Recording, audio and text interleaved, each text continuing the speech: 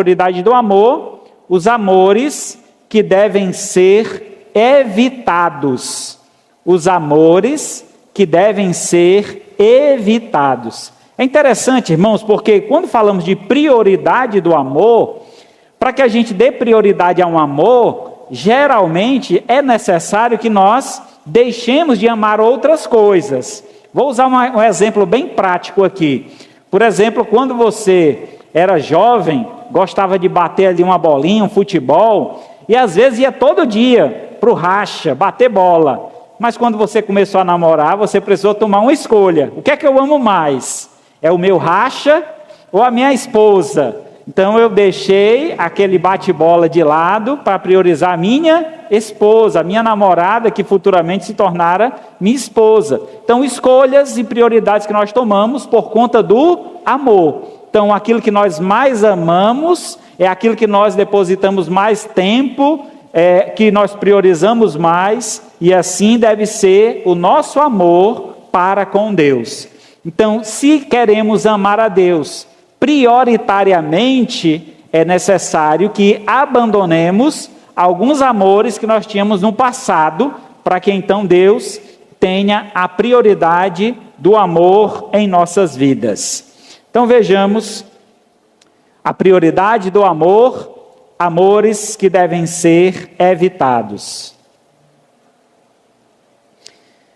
Ao observar a linguagem do amor, identificamos que o amor deve ser criterioso, cuidadoso, cauteloso e coerente.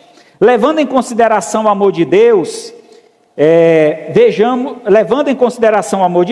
vejamos alguns cuidados que devemos ter em distribuir o nosso amor. Abra sua Bíblia em Lucas, capítulo 18. Lucas 18, a partir do verso 18.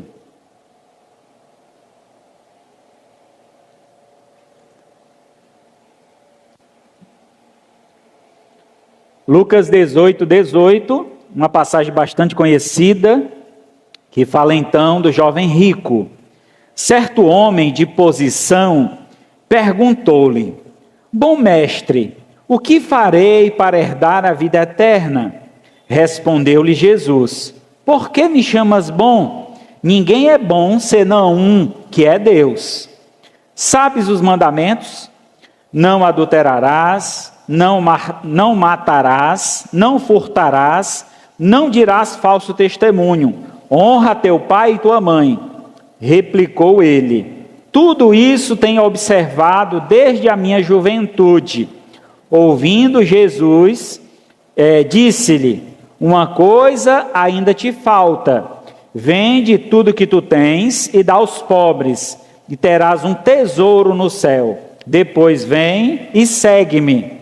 Mas ouvindo ele estas palavras, ficou triste, porque era riquíssimo. Oremos ao Senhor. Maravilhoso Deus e Pai Santo, louvado seja o teu nome. Aqui mais uma vez reunimos, ó Pai, nesta feita, para engrandecer o teu santo nome, para também, Senhor, devotar toda a nossa adoração ao Senhor. Recebe, ó Pai, tudo que foi feito esta noite, os louvores apresentados, as ofertas entregues diante do teu altar, que chegue até o Senhor com aroma suave. Mas te rogamos, ó Pai, para que esta palavra que fora lida, possa ser então, Senhor, aplicada em nossas mentes, em nossos corações, para que possamos, ó Pai, priorizar o amor de Deus. E nenhum outro amor desta vida tenha mais prioridade do que o amor que dedicamos ao Senhor. Para que assim, ó Pai, baseados neste amor que vem do Senhor, possamos amar de forma justa e coerentemente. Assim nós te louvamos, agradecidos, em nome de Jesus. Amém. Muito bem, amados, um texto bastante conhecido, né? Quem nunca ouviu a história desse jovem rico? Uma história retratada em filmes, uma história escrita nas escrituras e certamente também deu inspiração para escritores de livros também comporem obras baseadas nesse pensamento. E aqui encontramos um jovem de muita posse, de muita condição, um jovem religioso, mas um jovem que não conhecia o verdadeiro amor. Ao aproximar-se de Jesus, aquele jovem então demonstra para Jesus Cristo o que ele desejava, mas demonstra também o que ele não estava pronto a pagar pelo que ele desejava. Ele só queria se beneficiar, mas não estava pronto a pagar o preço por aquilo que ele desejava. O desejo dele era herdar o reino dos céus. Ele então faz essa pergunta: o que farei para herdar a vida eterna? Jesus então faz uma breve exposição sobre sua vida, a vida do jovem, e através dessa exposição ele faz um teste para ver o quanto aquele jovem estava disposto, o que ele estava disposto a largar para então se apegar ao reino celestial. Então, de acordo com Jesus Cristo, nessa passagem, para priorizar o amor a Deus, é necessário negar os demais amores desta vida. Só então estaremos preparados para experimentar a excelência do amor de Deus. Vejamos então, amados, quais amores precisamos negar para termos o amor de Deus. O primeiro deles, para priorizar o amor de Deus, é preciso negar o amor do mundo. É preciso negar o amor do mundo. E aqui no capítulo 18 de Lucas, verso 18 e 19, diz assim a passagem: certo homem de posição perguntou-lhe: bom mestre, o que farei para herdar a vida eterna? Respondeu Jesus: por que me chamas bom? Ninguém é bom senão um, que é Deus. Aquele jovem, meus amados, ele estava inserido em uma cultura onde aqueles que tinham posses, eles eram vistos como alguém abençoado por Deus. Então, quando alguém tinha falta de recursos, era alguém que havia sido amaldiçoado por Deus.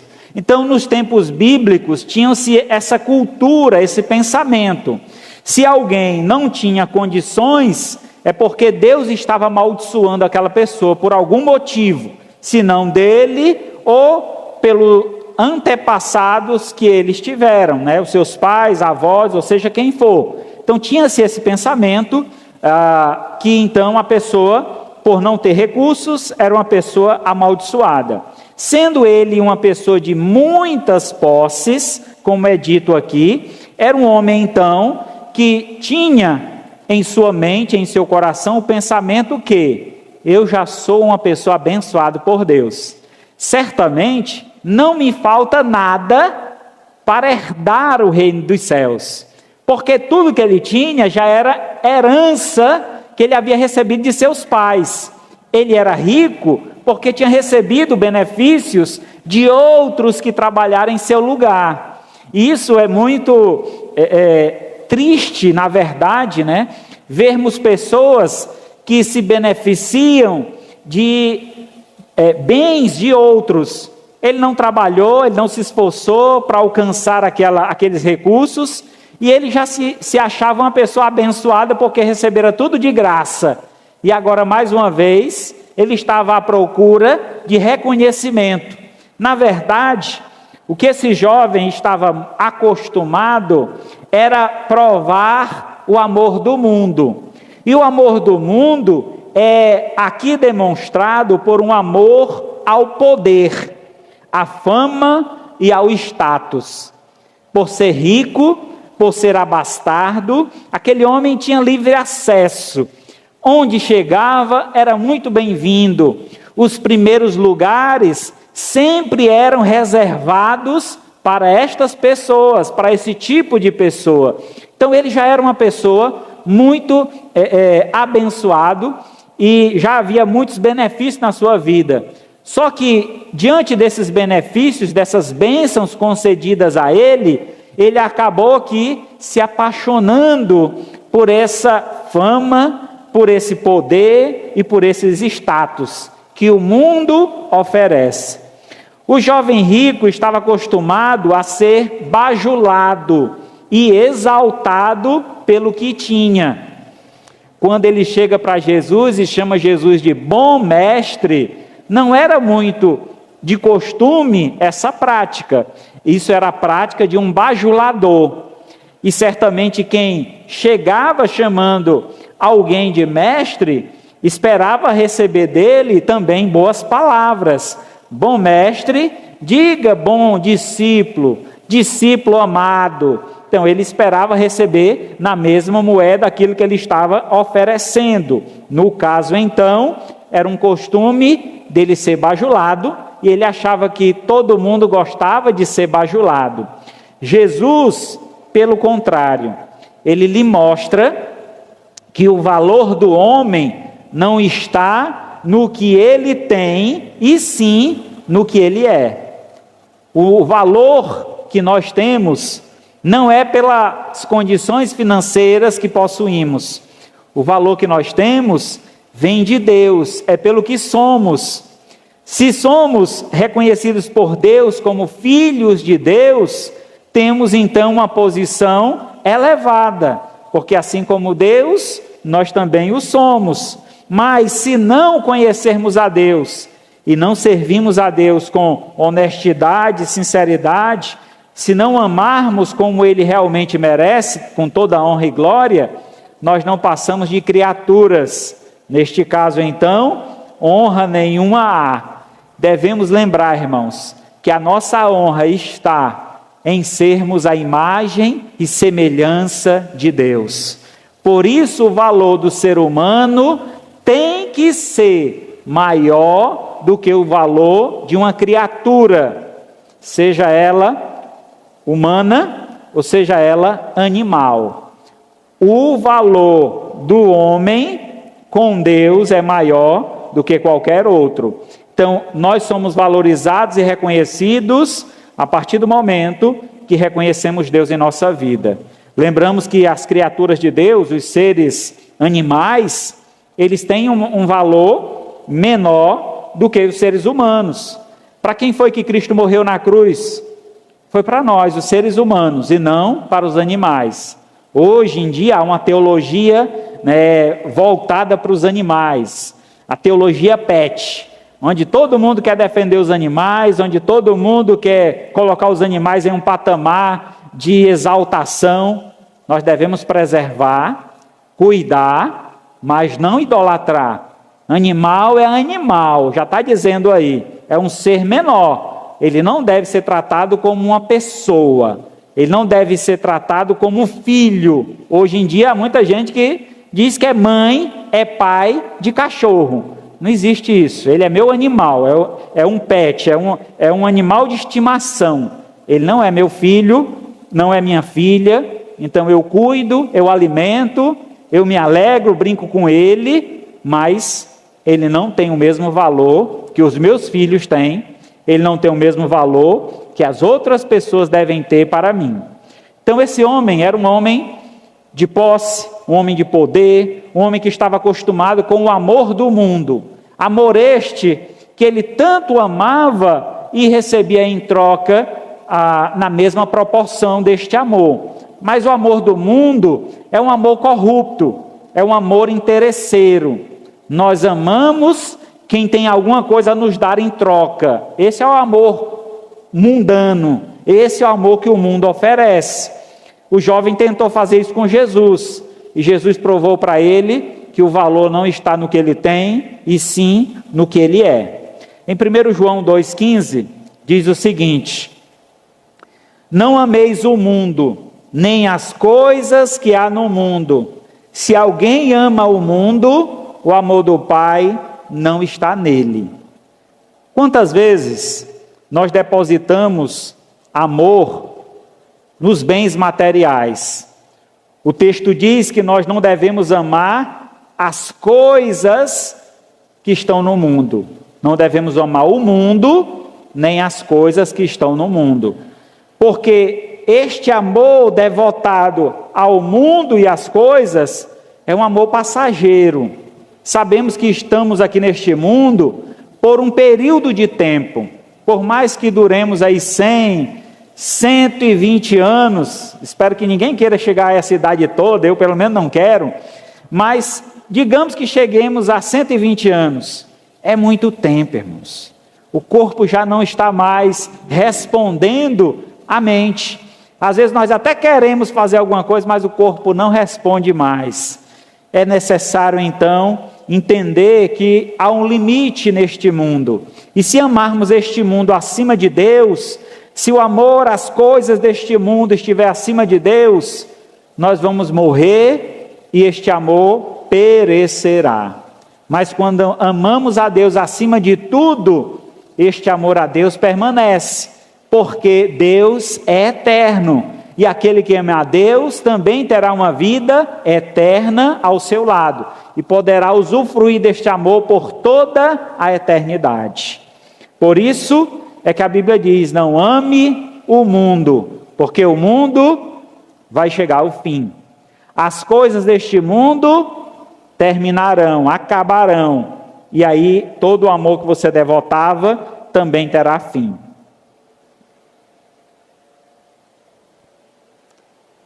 O amor ao mundo é uma relação que desenvolvemos de apego a coisas materiais, da quais pensamos que não conseguimos viver sem tais coisas. Por exemplo, não conseguir viver por conta do apego que você tem à sua casa, ao carro, ao trabalho, a certas amizades e tantas outras coisas que podem existir neste mundo.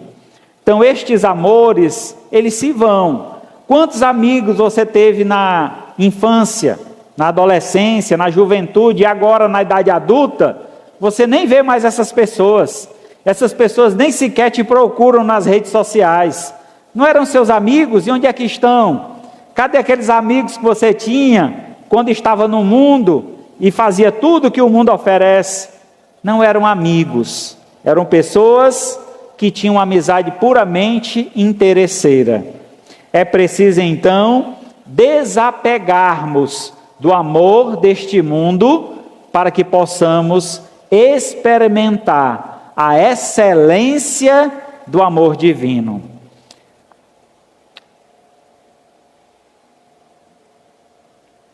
Primeiro João, capítulo 2, verso 16, diz assim a palavra de Deus: porque tudo o que há no mundo, a concupiscência da carne, a concupiscência dos olhos e a soberba da vida, não procedem do Pai, mas procede do mundo. Ora, o mundo passa, bem como suas concupiscências. Aquele, porém, que faz a vontade de Deus, permanece eternamente. Vamos entender aqui uma palavra-chave aí que foi grifada no texto: concupiscência. O que quer dizer essa palavra tão difícil, né? Ô palavrão esse, né? Esse palavrão, a brincadeira, é uma palavra grande. Essa palavra significa um desejo superior, um desejo descontrolado, a concupiscência da carne. Um desejo elevado pelas coisas da carne, por aquilo que a nossa carne deseja. Isso aqui poderíamos aplicar para as áreas de prazeres, por exemplo, na área sexual. Então, desejos da carne. A concupiscência dos olhos. Quantas vezes nós olhamos para um bem material de outra pessoa e desejamos? Há um desejo então descontrolado, buscamos realizar esse desejo, não para alcançar aquele objeto, muitas vezes é para ter igual ao que o vizinho tem. Rapaz, eu fui visitar a casa do fulano, faz TV zona lá de 70 polegadas, eu só vou sossegar quando eu comprar uma TV daquela. Para quê? Se a de 32 já faz a mesma coisa, para que eu vou querer uma TV de 70 polegadas? Quando der problema para carregar, para consertar, ixi, rapaz, tem que ter umas 4 pessoas para carregar. Então não vale a pena, né? Precisamos entender que o desejo por aquilo que olhamos e sentimos vontade de ter, às vezes nem é necessário. Sobrevivemos e passamos a nossa vida sem precisar ter aquilo juntamente conosco. Temos também a soberba da vida. Quantas vezes somos altivos em nosso olhar, naquilo que temos.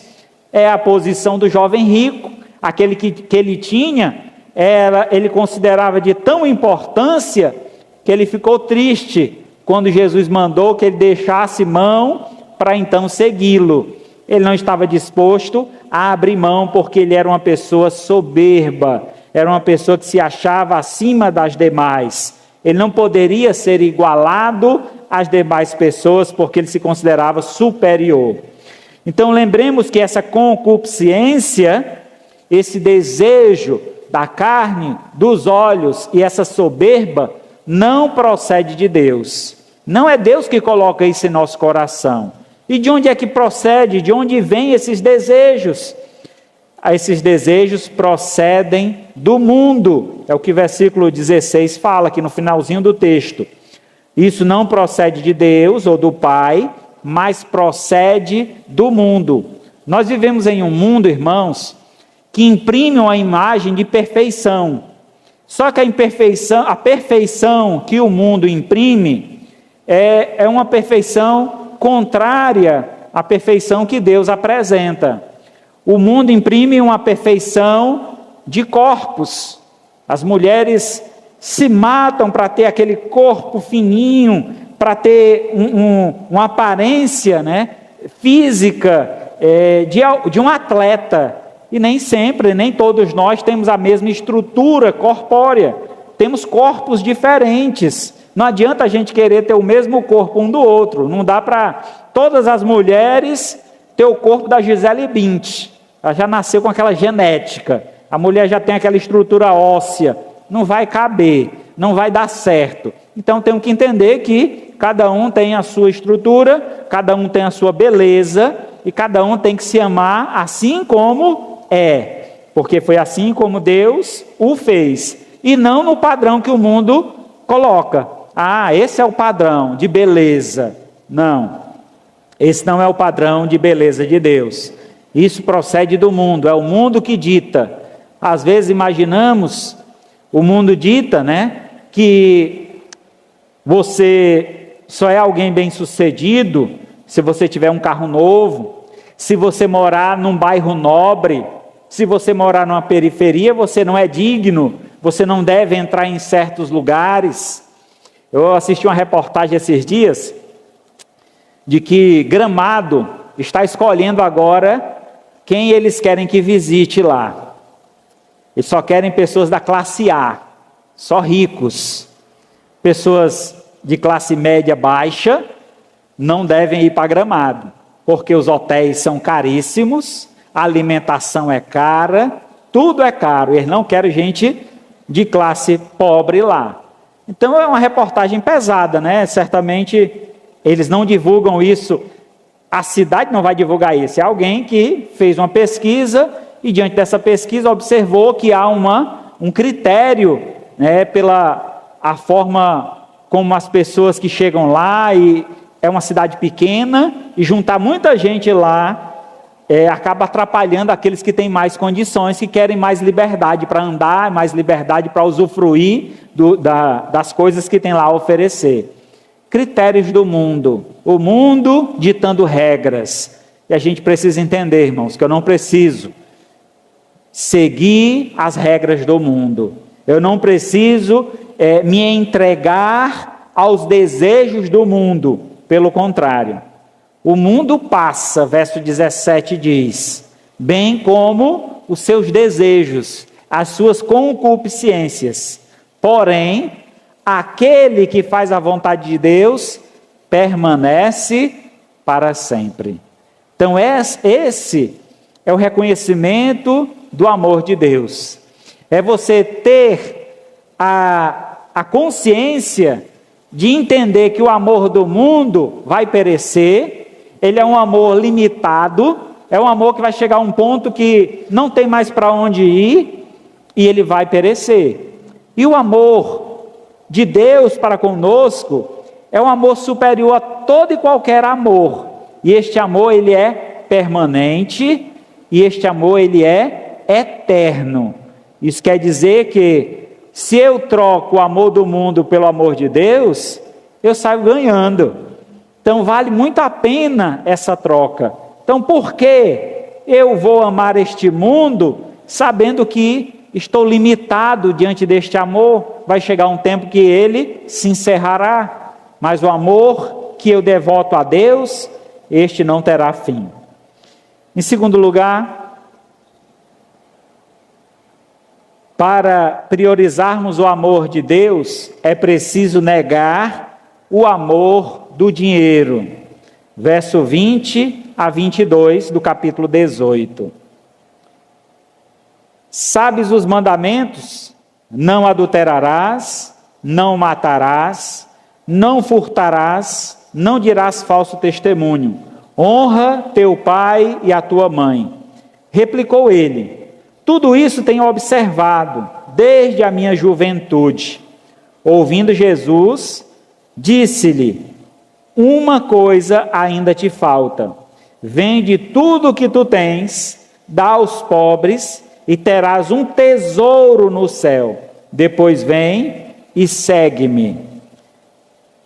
Amor aos bens materiais, amor ao dinheiro.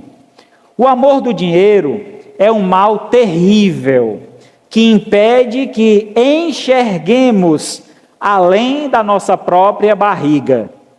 Aquele que ama o dinheiro, ele não consegue enxergar o que o dinheiro pode lhe proporcionar de benefício ao próximo. Ele não consegue enxergar que ele foi abençoado por Deus para ser uma bênção, abençoando a outros. Quando Jesus confronta esse jovem, Jesus conhecia o coração dele, sabia o quanto amor ele depositava em seu dinheiro, em seus recursos, recursos estes que ele não teve nenhum trabalho para ganhar, ele recebeu de herança. Entendemos então, diante disso, que era necessário que ele tirasse a venda dos olhos, porque a promessa que Jesus faz no texto é: vá, venda tudo o que você tem, dê aos pobres, e você receberá uma herança nos céus. Diz aqui, verso 22. Uma coisa ainda te falta, vende tudo que tu tens, dá aos pobres e terás um tesouro no céu. Depois disso vem e segue-me. Aquele jovem, ele não entendeu que os tesouros divinos são tesouros eternos. São tesouros que a gente não tem como calcular. Qual o maior tesouro você poderia encontrar para a sua vida? Você tem ideia? Um dos maiores tesouros que nós podemos encontrar para a nossa vida e que muitas vezes desprezamos é a saúde, irmão. Você pode ter o dinheiro que tiver, mas se você não tiver saúde, esse dinheiro não vai servir para nada. Quantas pessoas ricas, com muito dinheiro, tiveram uma doença pequena e morreram? O dinheiro não foi capaz de trazer saúde. Ter saúde é um dos maiores tesouros que nós podemos ter nessa vida e nós devemos valorizá-lo. E imaginemos, irmãos, o reino de Deus é um reino perfeito. E lá no reino de Deus, a palavra de Deus diz que nós não teremos mais essa questão de enfermidades. Não haverá mais doença. A Bíblia diz que nós seremos completamente transformados. Nosso corpo será glorificado. Não sofreremos mais com nenhum tipo de enfermidade. Isso é um grande tesouro no reino dos céus. Há muitos outros que nós poderíamos citar aqui. Por exemplo, outro tesouro que desprezamos, mas que é de grande valor, é paz. Quantas vezes a gente trabalha, luta para ter paz? Paz no nosso lar, paz no nosso convívio com os nossos amigos, mas vez por outra essa paz é abalada, porque a paz do mundo não existe. É uma paz passageira, mas a paz que reina nos céus, ela é perfeita e é para todo sempre. Então, um grande tesouro que nos está reservado. Mas não é só isso, há muitas outras coisas. Não vamos tomar o tempo citá-las uma a uma, mas podemos entender que não há comparação. Qualquer tesouro que você possa ter nessa terra não pode ser comparado com o tesouro eterno que está reservado para nós no reino celestial do nosso Senhor Jesus Cristo. Por isso, aquele que ama o dinheiro, ele não enxerga além da sua própria barriga. Deixamos de ver o nosso próximo e perdemos a satisfação de auxiliá-lo em suas fraquezas. Como a Bíblia diz, é muito melhor dar do que receber. E se Deus tem te abençoado, meu amado, seja você uma bênção. Abençoe outras pessoas. Aqui no texto de 1 Timóteo 6,10 diz: porque o amor do dinheiro é a raiz de todos os males, e alguns nessa cobiça se desviaram da fé e a si mesmo se atormentaram com muitas dores. Nós temos aí a imagem do discípulo de Jesus chamado Tomé, né? Judas foi aquele que traiu Jesus por 30 moedas de prata. Judas era aquele que cuidava do alforje, né, da bolsa de dinheiro de Jesus Cristo.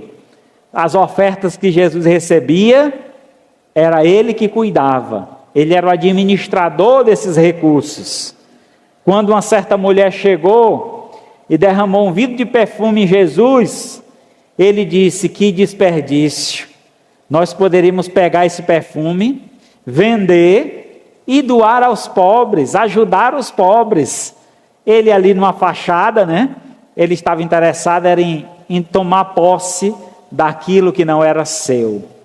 Amor ao dinheiro fez com que este homem se desviasse da fé, deixasse de reconhecer o amor de Cristo em sua vida. E é como diz o texto, ele se atormentou com muitas dores. Diz a tradição que ele, quando soube que Jesus foi crucificado, ele correu até um penhasco, pendurando uma corda em uma árvore, colocou em seu pescoço e se lançou no penhasco. A corda rompeu, ele caiu de lá de cima, sobre uma pedra no chão, e se partiu ao meio. Imagina a dor que este homem sentiu, porque desviou-se de sua fé, amando mais o dinheiro do que a Deus. Meus amados, certamente poderíamos aqui colocar vários testemunhos, várias histórias de pessoas que amaram mais o dinheiro, mais a fama, mais os recursos do que o próprio Deus, e se deram mal. Devemos entender que o dinheiro, ele não é mal em si, ele nos ajuda, ele nos proporciona, pode nos proporcionar muitas alegrias, mas entendemos que ele não deve ser o nosso alvo de vida. Não devemos viver em função, em prol do dinheiro. O dinheiro é para nos servir e não nós servirmos ao dinheiro. Nós devemos ser controladores dele e não ele nos controlar. Por esse motivo, devemos tomar cuidado como temos devotado amor aos nossos recursos. O amor do dinheiro, é uma fraqueza que faz com que percamos a visão do eterno, tendo uma perspectiva medíocre e uma perspectiva medíocre de prosperidade. Por conta dessa fraqueza, achamos que o céu é aqui e não percebemos que a vida aqui na terra é passageira e muito rápida. Quando chegarmos ao fim desta vida, vamos perceber que daqui nada se leva. Por isso, devemos juntar e investir todos os nossos esforços no reino celestial. É preciso desapegarmos do amor às riquezas deste mundo para amar a Deus acima de todas as coisas. Mateus 6,19. Não acumulei para vós outros tesouros sobre a terra, onde a traça e a ferrugem corrói, onde os ladrões escavam e roubam. Mas ajuntei para vós outros tesouros no céu, onde traça nem ferrugem corrói, onde os ladrões não escavam nem roubam. Porque onde está o teu tesouro, aí estará também o teu coração. Quando o texto se refere ao coração, ele se refere nesse texto a tudo que nós representamos, ao íntimo do nosso ser. Onde está o nosso tesouro, ali estará a nossa vida. Se o nosso tesouro está nessa terra, a nossa vida será dedicada a este mundo. Mas se o nosso tesouro está focado no reino celestial, e está no reino dos céus, então a nossa vida será dedicada a honrar e glorificar o nome de Deus. Por isso o texto diz: não acumule para vocês tesouro aqui neste mundo. Sempre que eu leio esse texto, me vem à memória aquele assalto ao Banco Central do Brasil, aqui no Ceará, em Fortaleza. Aquele banco que foi assaltado através de um buraco no chão. Os homens escavaram, fizeram um túnel e entraram no banco mais seguro que existia. E onde estava a segurança nessa hora? Então não há segurança em nenhum tesouro deste mundo. Até porque os tesouros deste mundo aqui ficarão. Há um ditado que diz, paletó de defunto não tem bolso, caixão de defunto não tem gaveta. Então o que nós temos ganhado neste mundo ficará. E que tesouros são estes que nós devemos guardar no céu? São muitos. Dentre eles, a nossa vida. Se reconhecermos o valor da nossa vida, entendemos que é um grande tesouro que Deus nos deu, para que a gente administre, para que a gente cuide.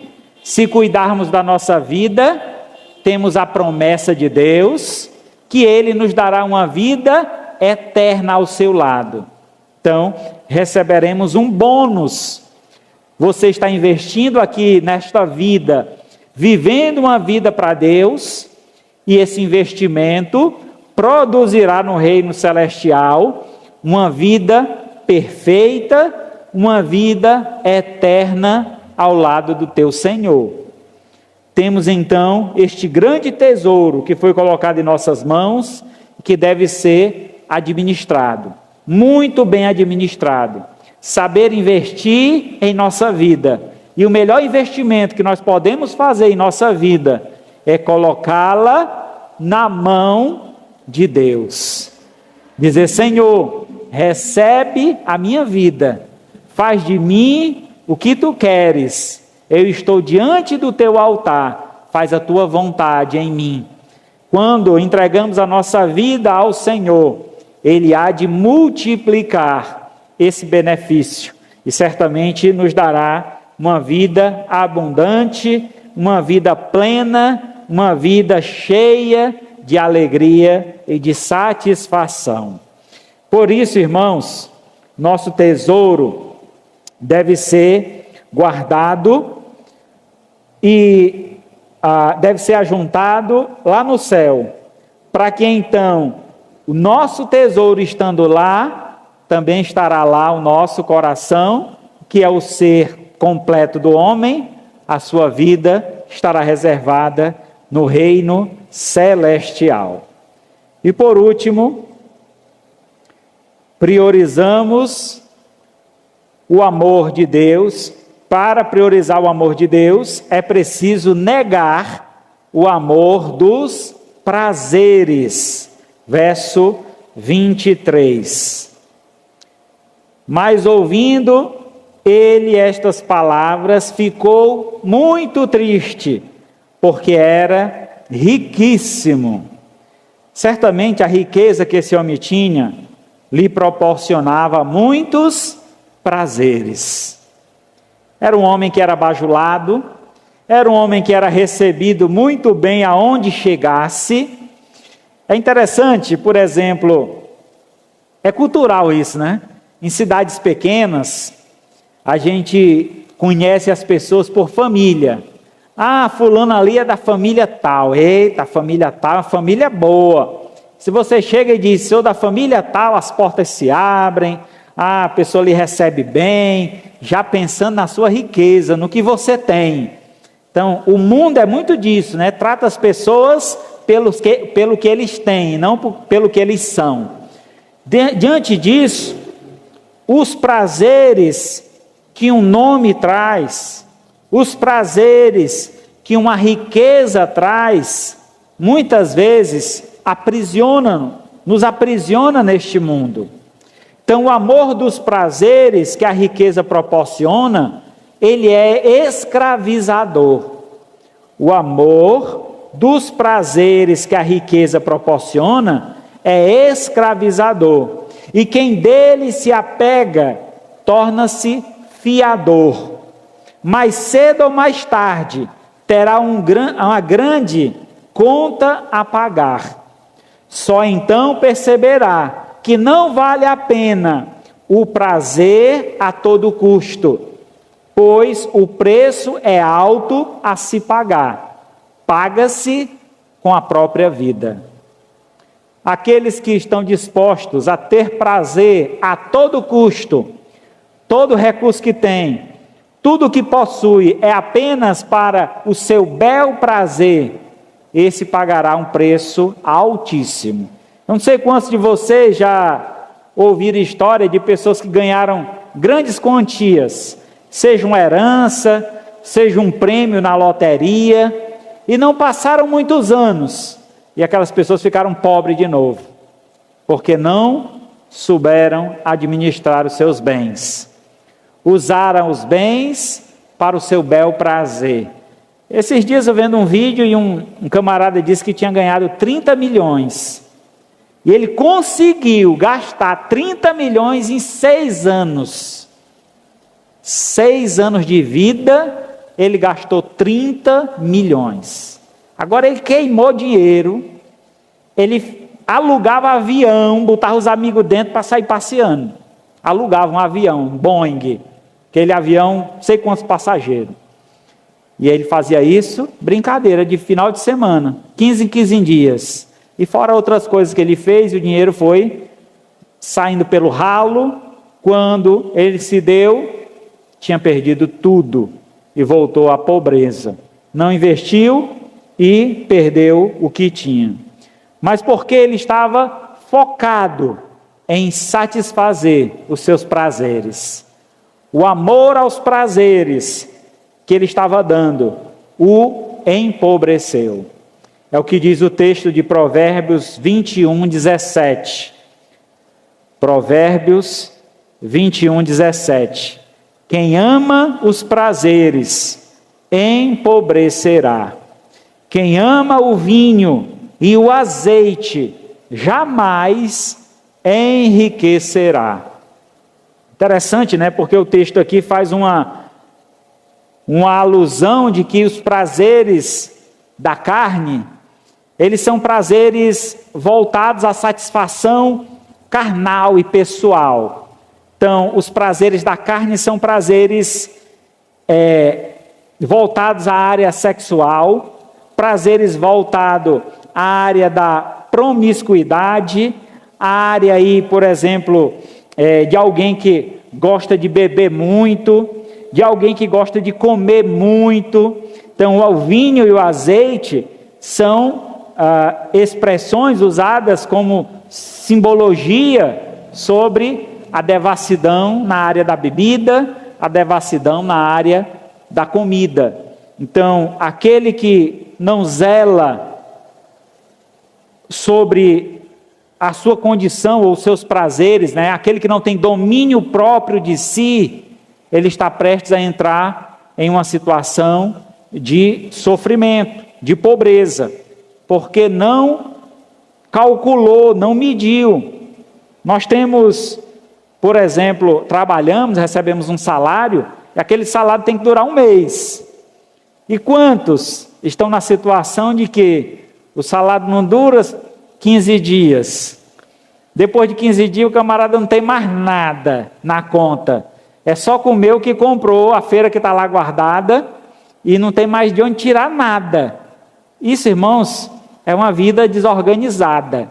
A gente precisa se organizar.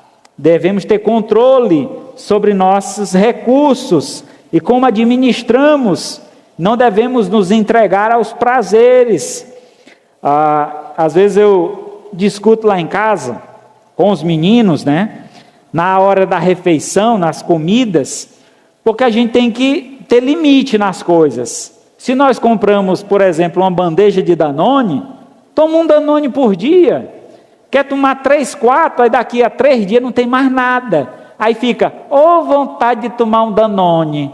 Tu já tomou 3. Ontem, se tu tivesse guardado, tinha mais 2 dias ainda para tomar Danone. Estou usando um exemplo aqui, mas podia ser outra coisa. Às vezes nós somos assim no nosso dia a dia. Tem alguma coisa lá, devora tudo, sem pensar no amanhã, sem pensar no próximo. Devemos tomar cuidado, irmãos, como administramos os nossos prazeres, os nossos desejos. Os nossos desejos devem ser controlados. Devemos ter domínio próprio, para não sermos entregues ao amor, aos prazeres.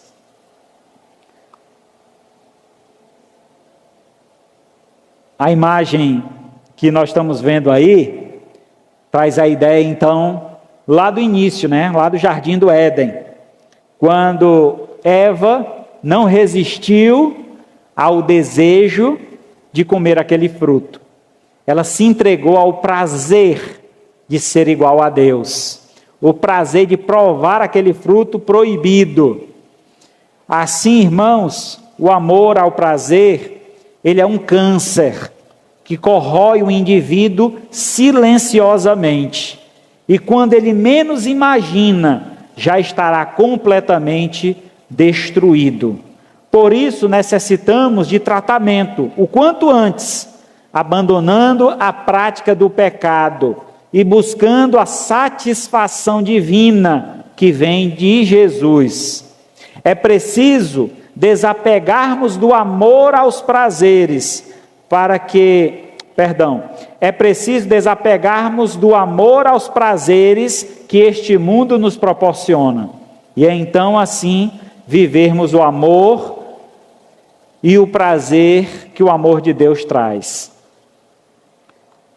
Salmo 1, verso do 1 ao 3.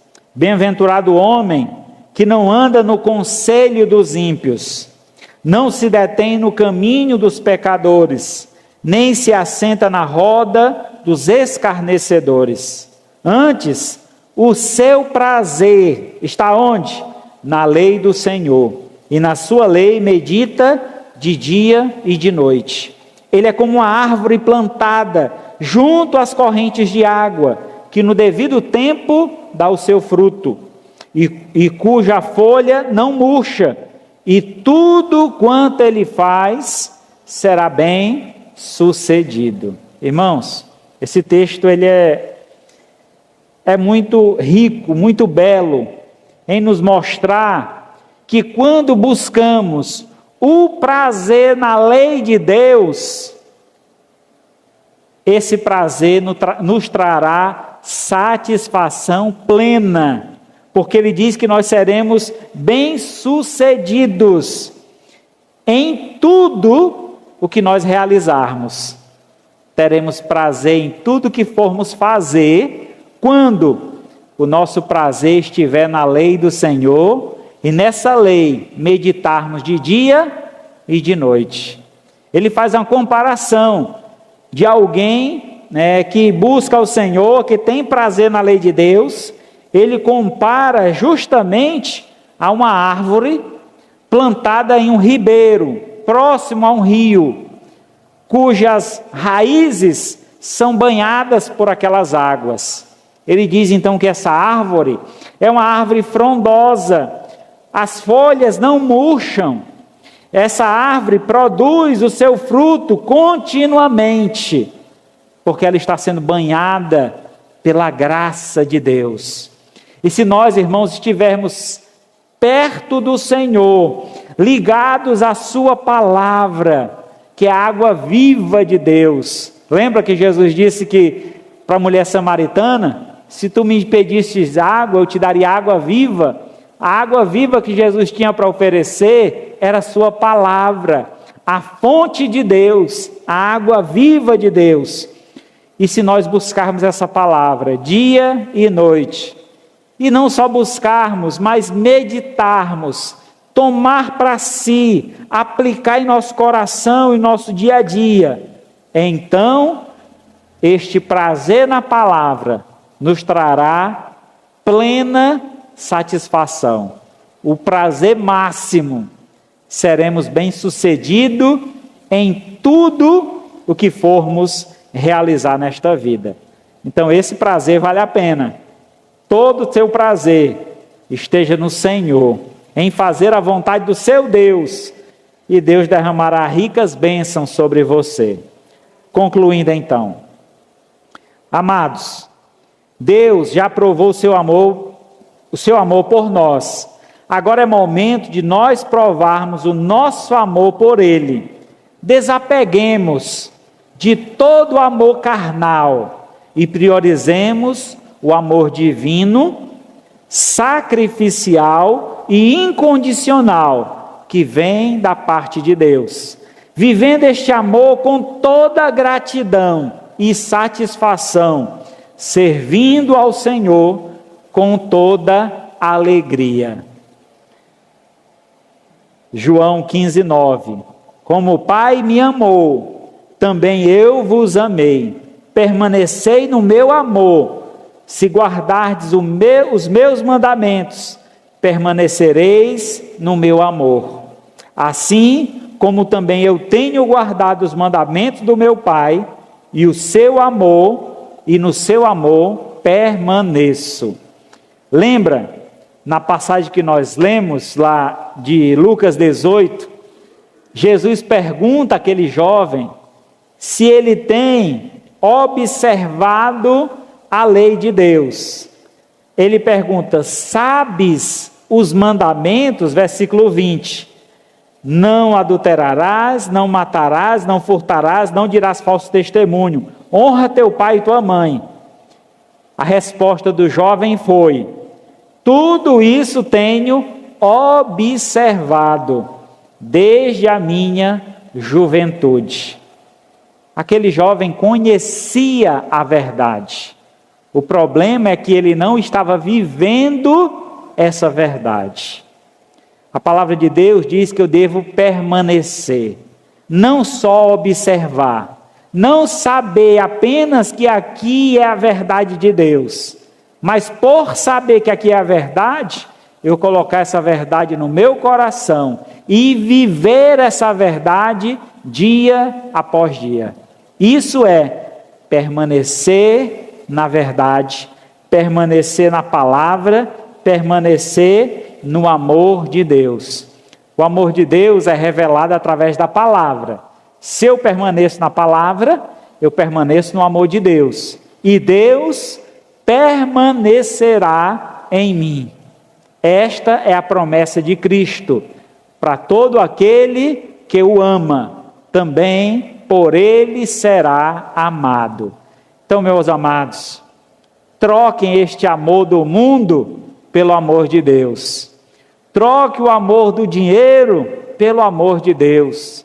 Troque o amor dos prazeres pelo amor que só Deus tem e que é maior do que todos os outros. Porque este amor, sim, vale a pena viver. Por este amor, vale a pena até morrer. Então, ame ao Senhor de todo o teu coração, e Deus certamente te amará na mesma intensidade. Amém? Louvado seja Deus.